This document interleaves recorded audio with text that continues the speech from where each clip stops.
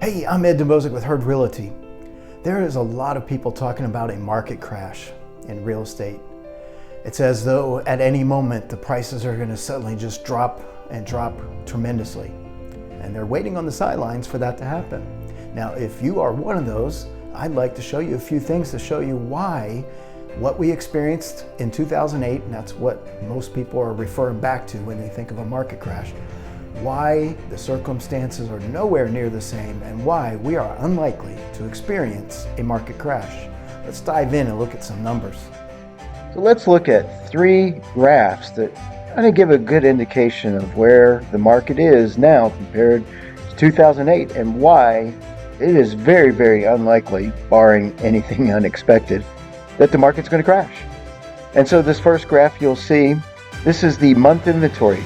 And what this shows is how many months of supply would be in existence if nothing else came on the market. So here you can see in 2008, the bar in red, the month supply was a whopping 10.4 months. Now the average, that dotted line, is 5.3. And you can see now that even though we're edging up, we're still well below average at 3.7. So the amount of homes on the market is relatively low compared to the national average. So for a market to crash, we'd have to have that number change and change in a hurry.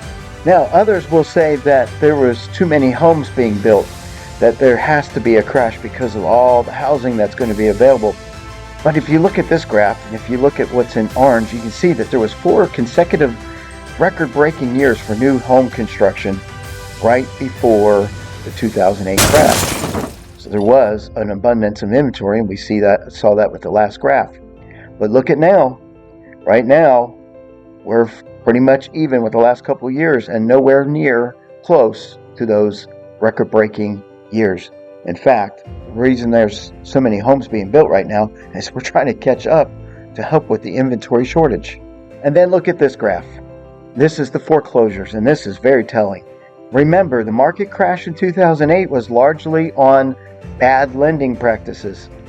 And you can see that 2008 to 2011, when it started coming down, there was that big spike about 2009 in the amount of foreclosures.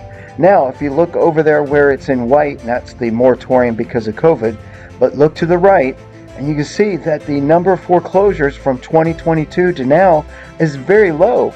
In fact, it is very difficult when our clients ask about finding a foreclosure.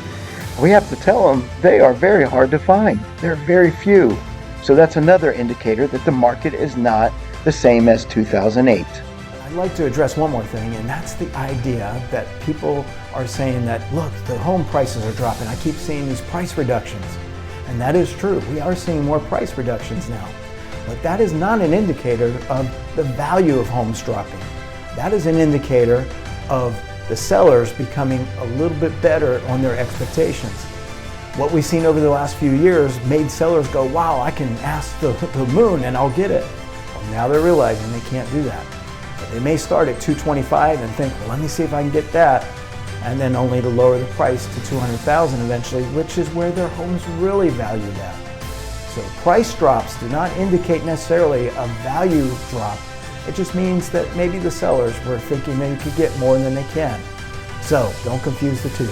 Overall, there is no indication that the market is crashing. We're still in a good, strong market. But reach out to us. Let us talk to you individually about your needs and your goals, and let's see if we can be a good fit to help you buy or sell your home.